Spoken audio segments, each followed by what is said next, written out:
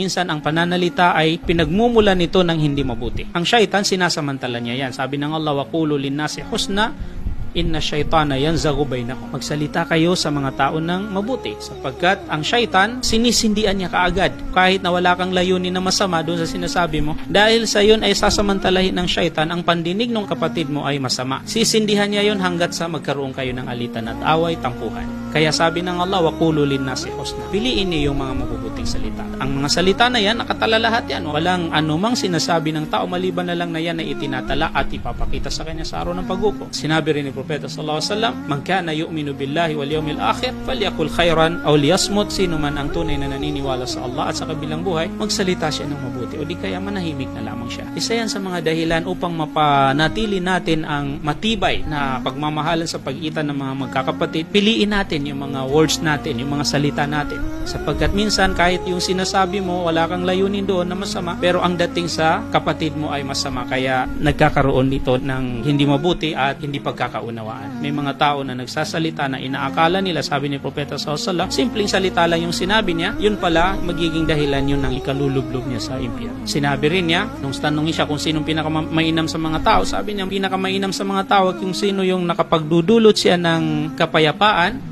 sa mga Muslim sa pagitan ng kanyang dila at sa pagitan ng kanyang kamay.